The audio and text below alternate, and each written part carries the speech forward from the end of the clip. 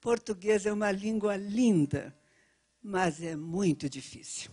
Eu acho que é a língua mais difícil do mundo. Uma frase do Nelson Rodrigues que eu acho ótima. O brasileiro é um povo muito religioso.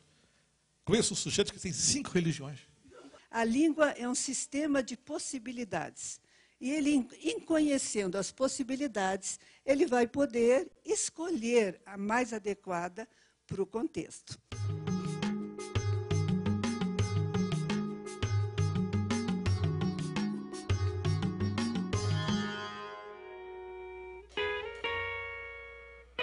Tade Squarize é jornalista, editora de opinião do jornal Correio Brasiliense e professora universitária. Formada em Letras pela Universidade de Brasília, tem especialização em Linguística e mestrado em Teoria da Literatura. Assina a coluna Dicas de Português, publicada em 15 jornais do país, e acaba de lançar o livro Escrever Melhor, um guia para passar textos a limpo pela editora Contexto.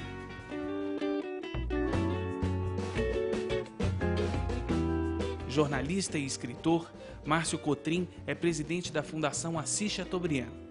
Há 18 anos, publica uma coluna semanal no jornal Correio Brasiliense, onde aborda em crônicas bem-humoradas temas da atualidade de uma forma descontraída.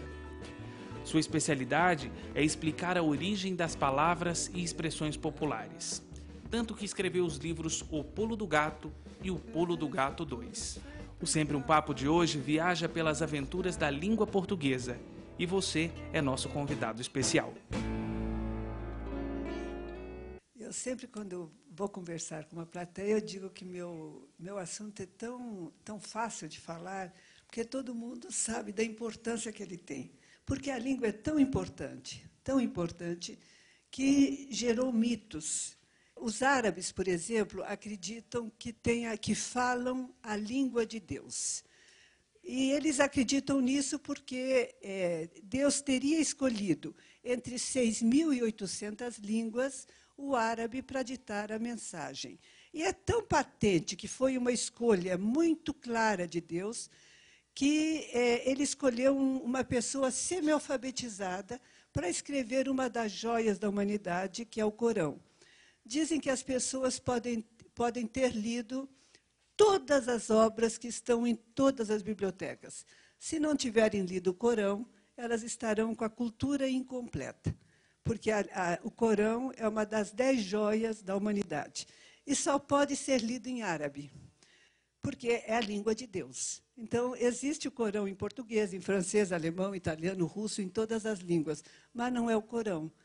É uma interpretação do Corão. Para ler o Corão, tem que se ler em árabe. E no mundo árabe, o analfabetismo é muito pequeno, porque as pessoas querem ler a palavra de Deus. E para ler a palavra de Deus, elas têm que se alfabetizar. O francês também tem seu mito. O francês diz que tem a língua mais clara do mundo. Montaigne, há 400 anos, disse que o estilo deve ter 3 virtudes: clareza, clareza e clareza. Os franceses dizem que o estilo francês tem 4 virtudes: clareza, clareza, clareza e clareza. E não que o francês seja uma língua melhor que as outras, nem os franceses mais inteligentes do que as outras pessoas. Na verdade, eles estudam muito. Desde muito pequenos, os franceses aprendem, desde pequeninhos, eles na escola aprendem a escrever para os outros e a falar para os outros. O alemão tem um mito também. O alemão diz que tem a língua mais precisa de todas as línguas. Por isso, os filósofos escrevem em alemão. Os filósofos escreveriam em latim, porque latim é uma língua muito precisa.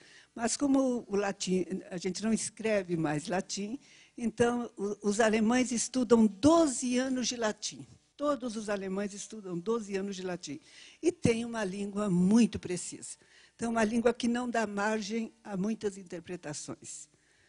O português também tem seus mitos. O mito mais comumente ouvido entre nós é este: português é uma língua linda, mas é muito difícil. Eu acho que é a língua mais difícil do mundo. É uma língua difícil? É. Todas as línguas de cultura são línguas difíceis. Tem a sua fonética, tem a sua morfologia, tem a sua sintaxe, tem as suas regras de colocação, e a gente estuda para vencer etapas, não é? Então, ela é realmente uma língua difícil, como todas as línguas de cultura são difíceis. É a mais difícil do mundo? Eu acho que o chinês é mais difícil que o português. O chinês tem 64 mil ideogramas. E é uma língua que podem se criar ideogramas. Nunca os ideogramas não são fechados. Nós nos alfabetizamos em 1 ano. O chinês leva 12 anos para se alfabetizar. E não se alfabetiza totalmente, ele vai se alfabetizando. Com 12 anos, ele consegue ler um jornal inteiro. Como todas as línguas, a gente tem que estudar, não é? Então, existem vários níveis de língua. Então, a gente, ao nascer numa comunidade de língua portuguesa, nós já nascemos aprendendo português. Eu tenho um neto de 2 anos que se vira muito bem, com vocabulário assim, de 20 palavras, 25 palavras. Ele se vira muito bem. Diz tudo o que quer, dá todos os recados com esse vocabulário minguado e estruturas minguadas também, porque ele conhece muito poucas estruturas. Então, por exemplo, ele usa a palavra casa. Então, tudo é casa para ele e está muito bem. Ele consegue dar o recado com a palavra casa.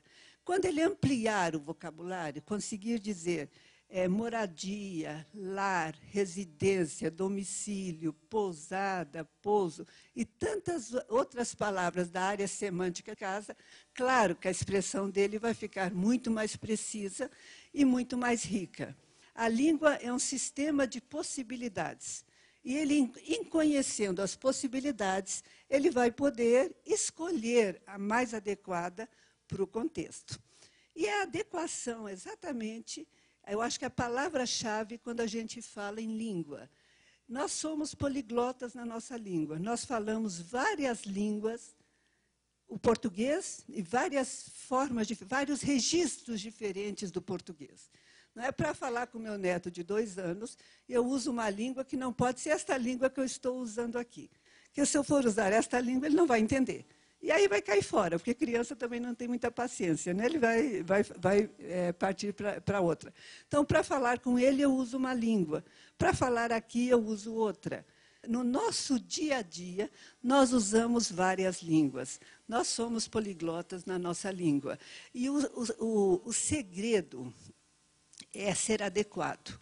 Então, a gente tem que usar a língua adequada ao contexto. Cada situação vai exigir uma língua diferente. E cada pessoa vai usar uma língua diferente. Para cada pessoa, eu vou usar uma língua diferente.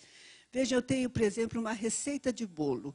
Eu quero que a minha cozinheira, que tem só a 3ª série do ensino fundamental, leia aquela receita e faça o bolo. Eu tenho que escrever de tal forma que ela entenda a receita de bolo. Se eu quiser publicar esta receita de bolo na revista Playboy, com certeza não será o texto que eu escrevi para a minha cozinheira. É a mesma receita, porém terá que ser um texto totalmente diferente, porque os leitores da Playboy são leitores de classe AB, são exigentes, sofisticados e esperam sempre uma carga de sensualismo no texto. Então, a receita terá que ter todas estas características para ser publicada, senão ela vai para o cesto do lixo. A adequação é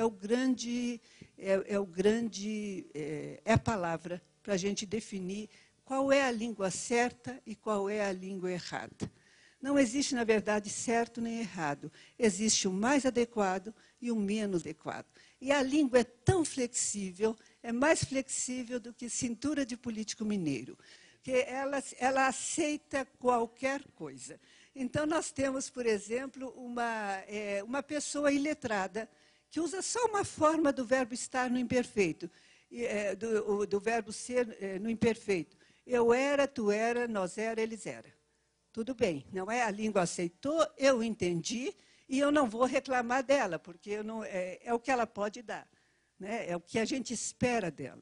Agora, o Afonso, que dirige o Sempre um Papo, chegar aqui e dizer nós era, pega mal, né? Dói no ouvido. Falei isso, não falei? Não falou, não, mas se falar, dói no ouvido, né? Dói no ouvido, machuca, porque não é a expectativa que nós temos dele. Então, nós esperamos que ele diga, nós éramos.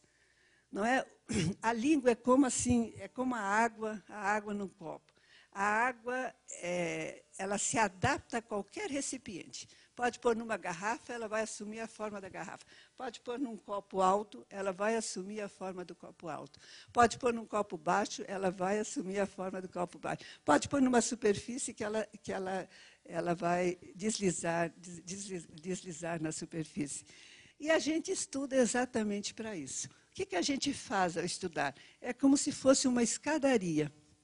Então, cada estrutura que a gente aprende, cada vocábulo que a gente aprende, a gente sobe um degrau, sobe um degrau, sobe um degrau. E, à medida que vai subindo, a visão vai se ampliando.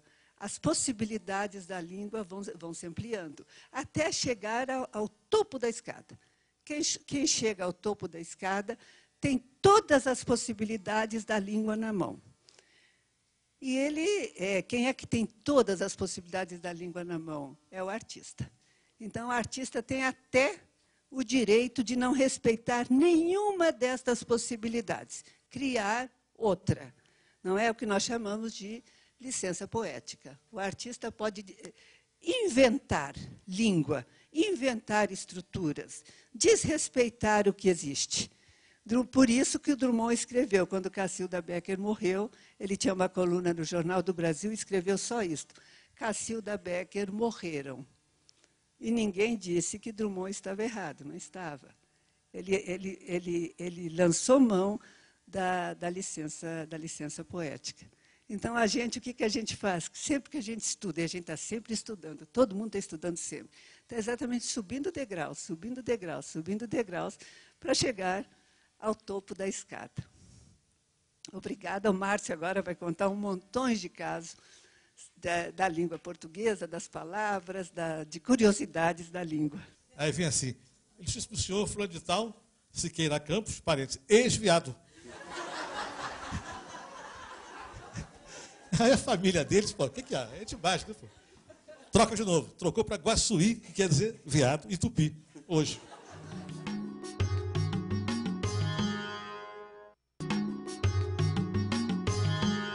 Vendo e lendo apenas no jornal, você não tem uma ideia, assim, total da pessoa. E ouvindo a pessoa, você tem uma noção maior e você passa a conhecê-la melhor.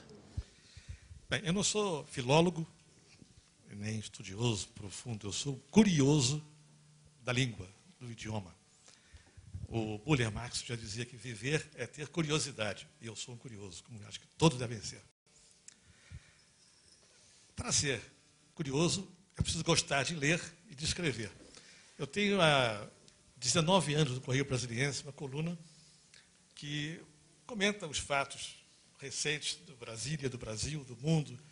A gente filosofa um pouco, critica, elogia, mas há 5 anos, levado por essa curiosidade da leitura, eu passei a escrever uma coluna chamada O Berço da Palavra. E essa curiosidade me revelou coisas fascinantes, porque a origem da palavra, a origem da expressão, a descoberta da palavra é um momento de fascínio para quem lê. Mas como que eu nunca pensei nisso? Então, acontece frequentemente na minha coluna reações desse tipo. Leitores que me telefonam, que mandam um e-mail, dizem, você revelou para mim um segredo que eu nunca imaginei. E é verdade, a etimologia ela ilumina a palavra. A coluna alcançou êxito, tem 5 anos, gerou já 2 livros, chamados O Pulo do Gato, 1 e 2. Vai sair o 3º agora, ano que vem sai o 4º, depois sai o 5º. Isso é uma coleção de pulos do gato, que é uma coleção de verbetes. Eles não são apenas verbetes que dão origem do grego, do latim, do árabe, ou do tupi. Não, isso aí é muito bom, mas eu acho que isso é árido para o leitor. Além disso, entra um lado humorístico, uma coisa bem humorada no final, uma historinha que, digamos, emoldure aquela palavra que foi verbalizada. Hoje aqui eu tentei ordenar um pouco essa coleção de palavras e de expressões, uma seleçãozinha pequena, porque o tempo não é longo, embora generoso, que o Afonso nos dá. E também acrescentei às palavras e expressões algumas frases que estão nesse livro que está aí fora à venda, chamado Iscas de Ambrosia. Por que iscas de ambrosia? A ambrosia é o manjar dos deuses, é o alimento dos deuses, e quem comia ambrosia vivia eternamente. E essas iscas são as frases que a gente está captando da própria ambrosia. São frases inteligentes, espirituosas, de vários autores do mundo inteiro. E, no final, há uma parte que eu selecionei frases de grandes frasistas brasileiros, como Nelson Rodrigues, o Sérgio Porto, o Milor Fernandes, o Essa de Queiroz, de Portugal, e o Aparício Torelli. Então, as palavras, são pílulas com palavras. Conclave, por exemplo. O que é conclave? Por que é conclave? Conclave é uma palavra que significa, em latim, conchave. Quer dizer, é aquele momento, quando morre o Papa, em que os cardeais se reúnem e vão escolher o novo Papa. Enquanto não escolhem, uma fumacinha preta sai da chaminé do Palácio Papal. Até que, de repente, sai a fumacinha branca e alguém vai lá para a sacada e diz: "Habemos Papa", temos um Papa. Cordisburgo. Cordisburgo é a cidade de Guimarães Rosa, o mineiro. O que é Cordisburgo? Cordisburgo é a cidade do coração. Cordis, coração. Burgo, cidade. Almoxarifado. Essa palavra é muito curiosa, não é? Do árabe, né? Al-Mor-Sharif, o maior xerife. O chefe, aquele que cuida dos bens de uma empresa, de uma instituição. O xerife maior. Aliás, todas as palavras terminadas em al, começadas por al, grande parte das palavras são de origem árabe, né? Que é o artigo árabe. Álcool, algodão, almoxarife. Houve há pouco tempo uma partida de futebol lá na Olimpíada do Brasil com Camarões. Não é Camarões, não. É Camerun. É incrível como é que se coloca, como é que se inventa um nome de um país que não tem nenhum sentido. Não há Camarões em Camerun. Há um rio lá, que é o rio Vuri, que tem um crustáceo que parece camarão, mas não tem nada com camarão. Camerun, que é o nome do país, é o resultado da colonização de um inglês, de um lord inglês, chamado Lord Camerun. Camerun, O-O-N. Em Brasília, está lá a embaixada, e com o nome de Camerun. Mas a imprensa acabou colocando Camarões e virou Camarões. E pegou. Como também pegou, aliás, um erro que eu considero incrível, é que o Brasil é pentacampeão mundial de futebol. Não é. Ele é 5 vezes campeão mundial de futebol. Ninguém, quando não é seguido, pode ser dito que é pentacampeão, tricampeão ou bicampeão. Ele é alternado. Para você valorizar o título, tem que ser seguido. Aqui em Minas, houve um caso do América Mineiro, que ganhou 10 anos seguidos no Campeonato Mineiro. Então, é campeão. Decacampeão porque ele ganhou 10 vezes seguidas, mas alternadamente negativo. Isso aconteceu porque quando o Brasil foi campeão no México, em 70, o jornal Folha de S. Paulo, né, São Paulo, não sei por que é Folha de S. Paulo, Estado de S. Paulo, né, colocou tri a manchete, tri. Claro que o Brasil inteiro adorou aquela palavra, tri, e pegou, mas está errado.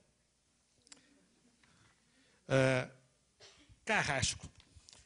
O que é carrasco? Carrasco é aquele que cumpre um dever de eliminar pessoas de um cadafalso, por exemplo. Esse nome vem de um sujeito chamado Belchior Nunes Carrasco, que era um português, que viveu em Lisboa no século XV e cumpriu as sentenças capitais da corte. Deve ser um profissional competente e caridoso. Competente para ser rápido e caridoso para poupar, tanto quanto possível, o sofrimento do condenado. Salvo pelo gongo. Você sabe o que é catalepsia, né? Catalepsia é aquela doença em que a pessoa parece estar morta, mas está vivinha da Silva. Ela vem do grego catalepsis, paralisia. A pessoa acaba sendo enterrada viva. No exumação, aparecem arranhões da tampa do caixão, por dentro. O morto havia acordado e, desesperado, tentava sair. A ideia salvadora veio da Inglaterra. Amarrar uma tira de pano no pulso do defunto.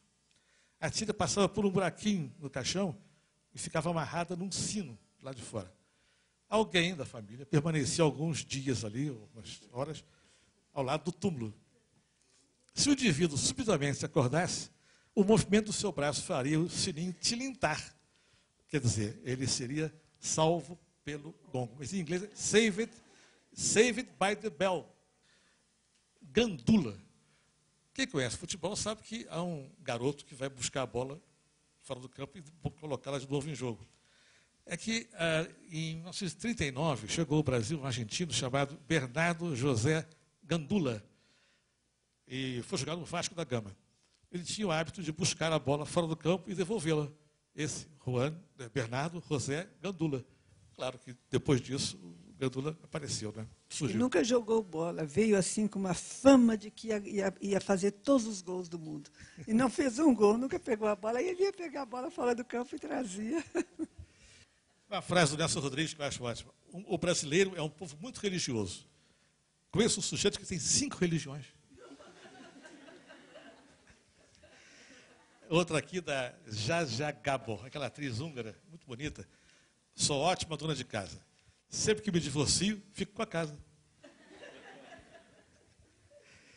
O Jabor, Arnaldo Jabor. O amor deixa muito a desejar. Agora tem uma história aqui que eu vou contar a vocês sobre a cidade de Guaçuí. Alguém aqui é de Guaçuí? Alguém aqui é do Espírito Santo? Vou contar a historinha de Guaçuí. É uma cidade que fica na Mata Atlântica, no Espírito Santo, ao lado da cidade de Alegre. São 2 cidades. Tanto que a companhia de energia era a Companhia de Energia Alegre Veado, porque Guaçuí se chamava Veado, antigamente. Lá naquela Mata Atlântica tem muitos veados, então a cidade era veado. Pois bem, ela cresceu e a cidade começou a ficar meio inquieta com esse nome, porque, afinal de contas, quem nasce veado, o que era? Pediram ao IBGE que trocasse o nome da cidade. Trocaram. E colocaram Siqueira Campos, que foi um herói militar aí. Pois bem, começou a vir correspondência para a cidade, que não tinha CEP ainda naquele tempo. Aí vem assim, ele disse para o senhor, fulano de tal, Siqueira Campos, parentes, ex-viado. Aí a família deles, pô, o que é? É demais, né, pô? Troca de novo. Trocou para Guaçuí, que quer dizer viado, e Tupi, hoje. Bem, acho que é fundamental a gente tocar nesse assunto, que é a questão da reforma ortográfica, né? Queria que vocês dois comentassem um pouco sobre o impacto disso, a necessidade disso e o que vai resultar na vida dos brasileiros a partir de janeiro de 2009.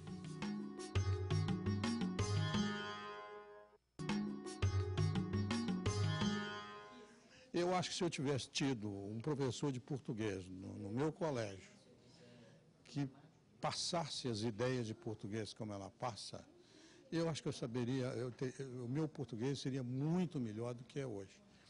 Dade, você deve ter também um monte de casos. A interação sua com seus leitores também é imensa, né, Dade? Você recebe... Fala um pouco dessa relação com os leitores, que deve ser muito legal. Eu recebo muitos e-mails e muitos deles eu não posso responder, porque só eu respondo. Então, como a coluna é publicada em 15 jornais, e chegam e-mails de 15 estados, pelo menos, então respondo tudo que posso. Algumas coisas eu não posso responder. Então, os leitores telefonam e pedem 1000 desculpas por estar telefonando, perturbando, e eu digo, não, fique muito à vontade, porque o leitor me dá pauta. Porque, em geral, a dúvida de um leitor é a dúvida de muitos leitores. E eu fico muito satisfeita, eu lamento profundamente não poder responder a todos os e-mails. E fico muito satisfeita quando me telefonam, porque me dão pauta. Então, são sempre muito bem-vindas as consultas dos leitores. E são as mais curiosas possíveis. Algumas são muito simples, assim, são de pessoas que não têm um dicionário à mão. Aí você diz, estou escrevendo aqui um texto, estou na maior dúvida. Exceção se escreve com C cedilha ou com 2 S. Quer dizer, bastava a consulta ao dicionário, mas não tem o dicionário à mão, aí precisa responder.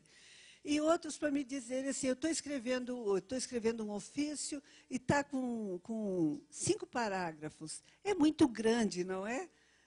Depende do assunto, não é? Depende do que você está dizendo. Então, às vezes, se é uma informação que cabe num parágrafo só, não precisa de 5 parágrafos, mas depende do assunto. Mas, assim, são pessoas que, às vezes, precisam do aval. Você pode escrever 5 parágrafos, sim, se o assunto exigir 5 parágrafos, claro.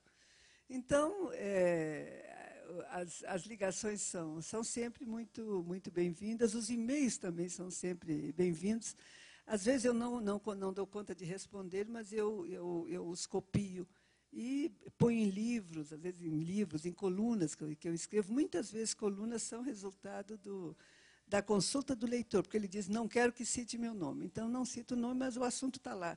E, às vezes, ele não se importa que eu cite o nome, então tem um espacinho lá, o leitor pergunta, aí eu ponho a pergunta e a resposta. Mas sempre o espaço é muito menor do que a necessidade, né, dos leitores. Bem, acho que é fundamental a gente tocar nesse assunto, que é a questão da reforma ortográfica, né? Queria que vocês dois comentassem um pouco sobre o impacto disso, a necessidade disso e o que vai resultar na vida dos brasileiros a partir de janeiro de 2009. Nós falamos sobre isso à tarde. Eu tenho a opinião de que realmente é interessante que se padronize a nossa língua nos 8 países, língua portuguesa, que é a 5ª língua do mundo, né, Dália? A 5ª língua que mais se fala no mundo. Embora a gente tenha as peculiaridades, evidentemente, de cada país, mas é um esforço que eu considero positivo. E é bom saber que, em janeiro, os dicionários já vão sair com a nova ortografia. De modo que vai mudar mesmo. É isso. Minha opinião não coincide muito com a do Márcio. Eu acho importante a padronização da língua, a uniformização, porque a reforma é ortográfica. Portanto, trata só da grafia das palavras. Não mexe com pronúncia, com flexão, com nada. É apenas a grafia das palavras. Isto é, letras e acentos, só. É o assunto da reforma ortográfica. E, quando nasceu, a reforma tinha por objetivo tornar a escrita da língua portuguesa a mesma nos 7 países lusófonos, porque foi em 84, por aí, que surgiu a ideia da reforma ortográfica. Ainda o Timor-Leste não existia. E, quando o Timor-Leste nasceu, se integrou à comunidade de língua portuguesa. Então, hoje são 8 países que falam língua portuguesa. São 230 milhões de pessoas falantes do português. Então, é importante, sobretudo, para documentos internacionais que haja, porque hoje os documentos feitos em organismos internacionais são escritos no português do Brasil e no português de Portugal. Portanto, se pudermos escrever uma língua só, melhor. Mas a reforma foi tímida. Por exemplo, são poucos itens da reforma, não sei se todos têm na cabeça. Ela introduz no vocabulário português as 3 letras que a gente já usava, mas elas foram excluídas do alfabeto. Então, a letra K, o W e o Y. Então, o nosso alfabeto passa a ter 26 letras em vez de 23. Tudo bem. O trema desaparece. Então, o trema desaparece, mas a pronúncia se mantém. Então, linguiça não terá mais trema na grafia, mas continuará a ser pronunciada linguiça. Porque, repare, a reforma foi só ortográfica, não mexeu em pronúncia. Então, linguiça deixa de ser trema, mas a pronúncia continua linguiça. Os acentos só atingiram as paroxítonas. Não atingiram nem os monossílabos, nem as oxítonas. Então, desaparece o acento do o, ditongo o. Por exemplo, voo, perdoo, abençoo. Deixa de existir esse acento. O acento do em, dessas formas verbais, leem, deem, creem, este acento desaparece.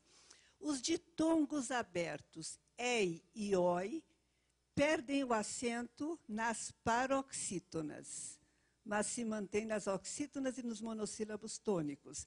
Então, eu digo, assembleia perde o acento. Apoio perde o acento. Mas, vejam, apoio é o ditongo aberto oi. Ele se mantém em lençóis, porque lençóis é oxítona. Ele se mantém em dói, porque é monossílabo. Então, só nas paroxítonas. Feiura, por exemplo. Também. Feiura. Feiura perde o acento. Os acentos diferenciais. das paroxítonas caem todos. São os acentos diferenciais que foram esquecidos na reforma de 72. Então, por exemplo, para tem acento para distinguir da preposição para. Ele para, verbo tem acento. Vou para São Paulo, para é preposição, não tem acento. Esse acento cai. Mas o verbo por é monossílabo. Então, mantém o acento diferencial. Caem os acentos diferenciais todos, fica o pôde, que já ficou na reforma de 72, e o por, porque é monossílabo. Porque a reforma só atingiu as paroxítonas. O hífen, vocês sabem que é castigo de Deus. Dizem que quando Deus criou o mundo, só havia uma língua. E todos falavam essa língua e todos se entendiam. O mundo era uma perfeita harmonia. Aí as pessoas acharam que o mundo estava muito chato, né? Não tinha uma guerra, não tinha uma confusão, uma briga, nada, tudo celeste, é muito chato. Aí resolveram construir a Torre de Babel. Aí eles iam chegar ao céu para ver o que havia no céu, se havia algo mais animado. Deus ouviu falar nessa história e não deu muita bola, mas, passado algum tempo, ele deu uma espiadinha lá do alto e viu que a torre estava chegando ao céu. Claro, porque era muito fácil, porque, como todo mundo se entendia, o pedreiro entendia o mestre de obras, que o mestre de obras entendia o engenheiro, que entendia o arquiteto, e a obra subia. Aí Deus achou um desaforo. Deus ficou irado e resolveu punir as criaturas. E aí ele criou 6.800 línguas. E a obra parou, porque o engenheiro deixou de entender o arquiteto deixou de entender o mestre de obras deixou de entender o pedreiro, ninguém mais se entendia. Mas a ira de Deus não passou. Com esse castigo, Deus ainda ficou irado, ficou implacável. Não se aplacou, a ira não se aplacou. Então, Deus deu um castigo para cada língua. Então, por exemplo, para o francês, ele deu os acentos. Tem acento circunflexo até no i. Para o inglês, a pronúncia. Cada lugar se pronuncia diferente o inglês. Para o alemão, ele deu as palavras coladas. Uma palavra se cola na outra, passa de uma linha para outra e a palavra se mantém. E para o português, ele deu o hífen. Dizem que Deus pegou um montão de palavras numa mão, um montão de hífens na outra mão e jogou para o alto. E lá no alto as palavras começaram a brigar, umas se pegaram às outras ficaram soltas, outras se juntaram a terceiras que não tinham nada a ver. E até hoje dizem que se Deus, com toda a sabedoria dele, quisesse quisesse colocar os hífens onde devem ser colocados, não conseguiria. Então, a reforma ortográfica também não conseguiu resolver o problema do hífen. Então, trocou 6 por meia dúzia. Então, nós temos uma confusão hoje no emprego do hífen e vamos trocar de confusão, porque a confusão se mantém. Mas dizem que Deus é tão generoso que, embora tenha dado esse castigo, ele deu uma solução. A gente tem que continuar a consultar dicionários, gramáticas, obras de consulta para descobrir o hífen. Então, a reforma é isso, se resume a isso. Então, ela é uma reforma tímida e uma reforma flexível, porque as diferenças que nós temos no português de Portugal e no português do Brasil se mantêm. Então, por exemplo, os portugueses escrevem acto, facto. Continuarão a escrever acto e facto. E nós, sem o C, ato e fato. Eles usam acento agudo em Antônio, acento agudo. Nós usamos acento circunflexo. Continuaremos a usar circunflexo e eles a usarem o agudo. Então, uma reforma que não uniformiza a língua como se propôs e vai nos custar muito caro, porque os dicionários vão para a fogueira, as gramáticas vão para a fogueira, livros didáticos vão para a fogueira, e a gente vai pagar com o bolso um preço muito alto da reforma, que podia ser mais aprofundada. Quer dizer, até 2011 conviverão as duas grafias. E em 2011 será só a nova grafia. Eu queria acrescentar aqui o que ela falou em relação aos idiomas, particularmente a Torre de Babel. Houve um polonês chamado Zamenhof, que, no século XIX, resolveu criar uma língua universal, que ele chamou de Esperanto. E esse Esperanto, que tinha um fundo filosófico, inclusive, a união dos povos, a esperança. Essa língua não vingou muito, mas hoje no mundo existem várias entidades, associações, que cultivam o Esperanto. Lá em Brasília tem um programa de rádio em Esperanto, há uma farta literatura em Esperanto. Calcula-se 20 milhões de pessoas que falem no mundo Esperanto. Um amigo meu de Brasília, Constâncio, tem um amigo chinês e eles se comunicam em Esperanto. Com maior tranquilidade. É curioso isso. Mas houve também outras línguas além do Esperanto que foram colocadas em discussão, que não vingaram em nada. E, em uma ocasião, se propôs que a ONU adotasse o Esperanto como 6ª língua oficial. São só 5. Foi recusado. Havia interesses de todo tipo, inclusive as entidades educacionais de idiomas, tipo Berlitz, de IASES e por aí afora. Gente que não tem interesse nenhum nesse assunto. Mas a ideia seria unificar, padronizar e colocar uma língua universal que se pudesse ser entendido por todos. E sem assim, aquele nacionalismo. Né? Não é a língua de ninguém, e é a língua de todos. Não é? Então, por que eu vou adotar o inglês como língua internacional? Então, quem fala francês, os franceses não vão aceitar, os alemães não vão aceitar, os portugueses não vão aceitar. Esperanto não é a língua de ninguém, portanto, seria uma língua neutra. Né? Aliás, falar em inglês, eu até queria comentar aqui, uma coisa que me deixa profundamente irritado, mas não adianta ficar irritado, é a invasão do idioma inglês no nosso português. A língua portuguesa é o maior patrimônio cultural que o país tem. Um país deste tamanho, com uma língua só, isso é quase um milagre. Eu me lembro que na Índia existem 511 dialetos, 511. Quando o idioma hindi foi oficializado, 12 mil suicídios aconteceram. Suicídios. Bom, e o Brasil tem só o idioma português. Muito bem. Do Caburaí, não é, ao Chuí, é o mesmo. Agora, já há uns 10 anos, tem sido frequente você passar em lojas e encontrar aquele negócio ridículo, sale, off, e por aí afora. Incrível isso. E os bobocas aceitam isso. Isso que é o pior. Agora, tem coisas, como, por exemplo, delivery, que tem a tradução exata em português. Né? O beach soccer é um esporte que foi inventado no Brasil. Futebol de praia. Beach soccer, bota beach soccer. Axé music. Por que music? É música axé, meu Deus. Não adianta. É uma praga isso aí. E o Brasil está se tornando bilíngue, infelizmente, por causa disso. Há pessoas que dizem que deixaram de comer pizza, desde que souberam que mussarela é com cedilha, porque perdeu o gosto. Então existe mussarela com cedilha, ou então, quem não quiser, mozzarella.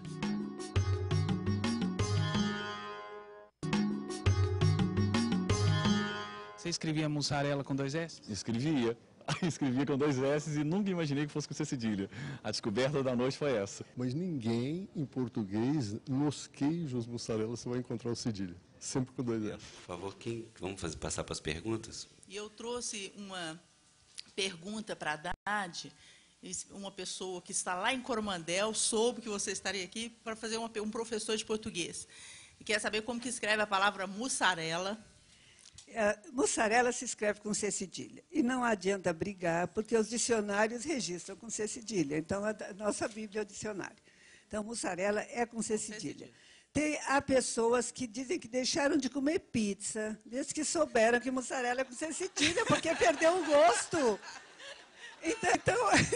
Então existe mussarela com C cedilha, ou então, quem não quiser, mozzarella. Mas com 2 S não existe mussarela. O dicionário registra. O AIS registra e o Aurélio registra. Mussarela com C cedilha. Aliás, a propósito de dicionário, um comentário que quando o Aurélio faleceu, o Otto Lara Rezende foi fazer o discurso no túmulo. Começou assim: não tenho palavras para exprimir minha dor. O Aurélio ali. Você concorda que também existe uma falta de cuidado das pessoas na hora de redigir? A pressa. Eu percebo isso assim, até com pessoas do meu convívio mesmo. Elas acham que revisar é perder tempo, tem que mandar logo. Ou então, no computador, copia e cola. Às vezes fica um erro assim, bem feio, bem... até em jornais a gente encontra. Então, eu acho assim, existe um pouco de descuido, talvez, e de baixa qualidade mesmo, na mentalidade, talvez.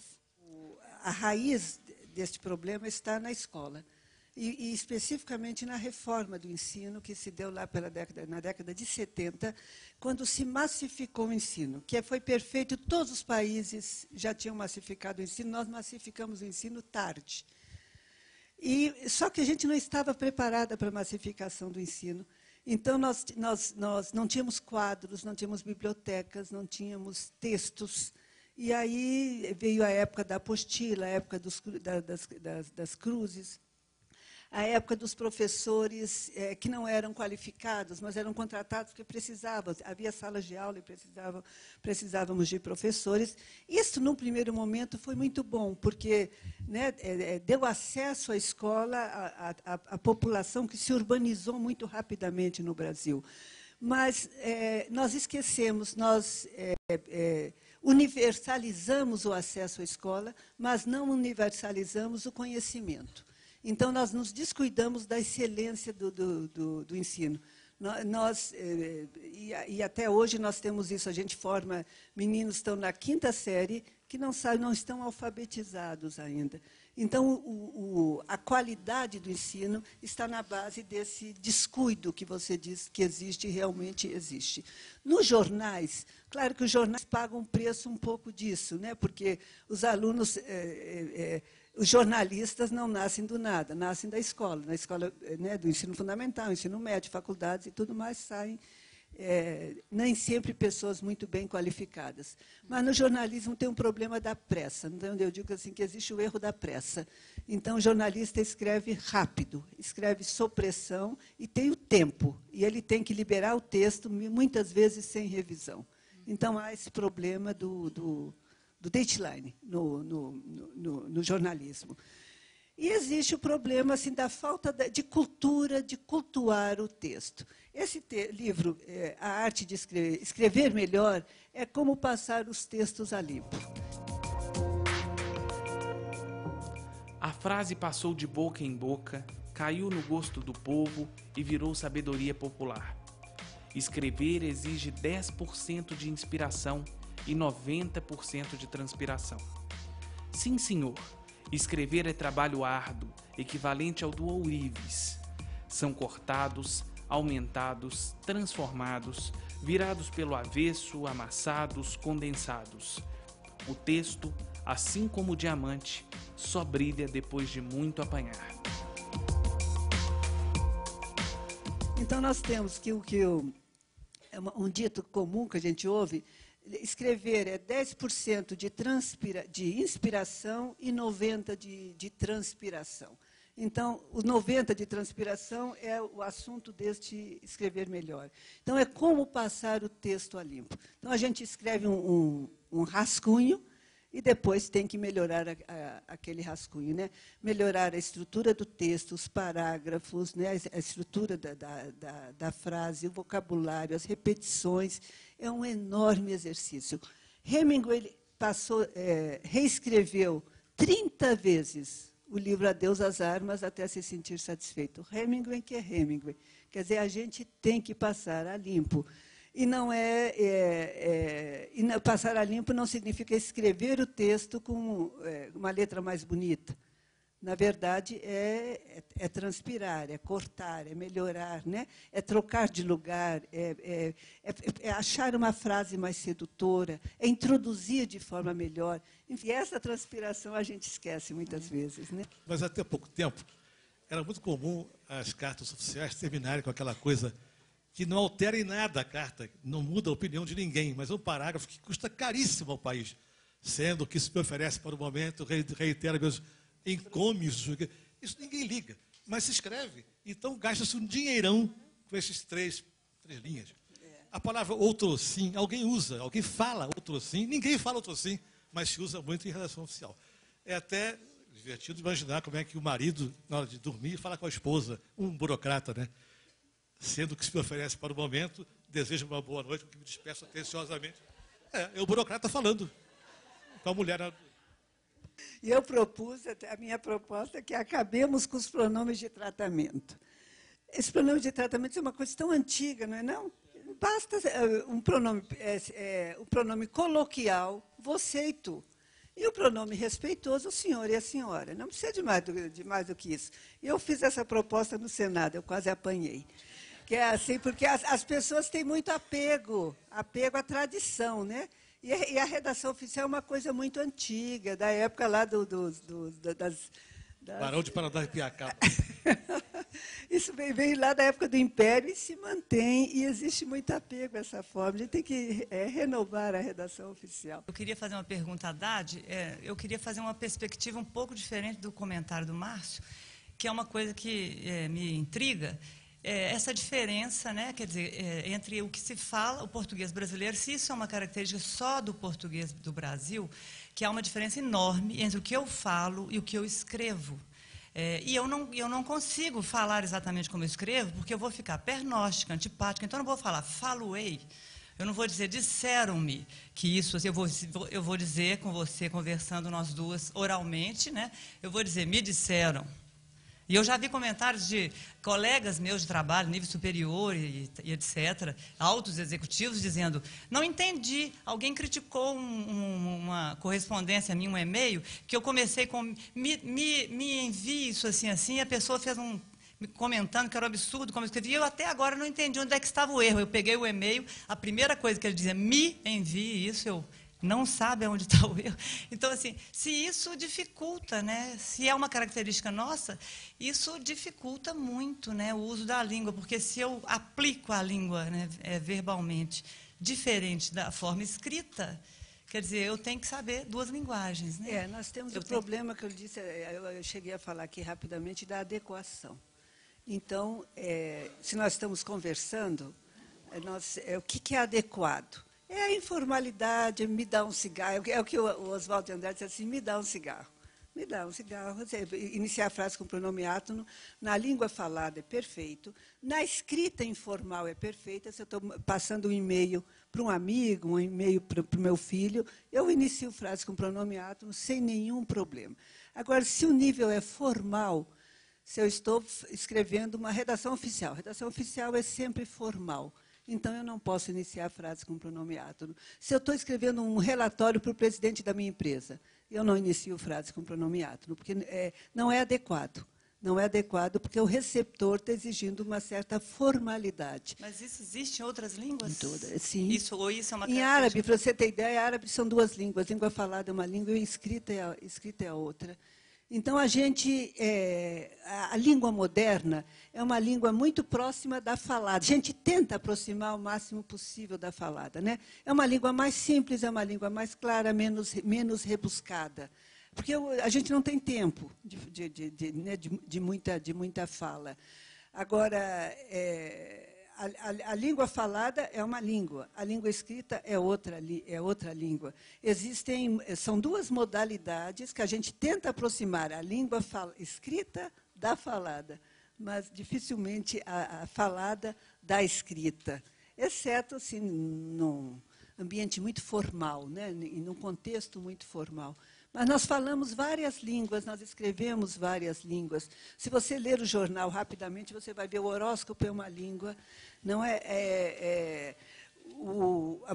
o editorial é uma língua, a carta dos leitores é uma língua. Então, são várias línguas que convivem harmoniosamente, tanto na escrita quanto na falada. É só o problema da adequação. É como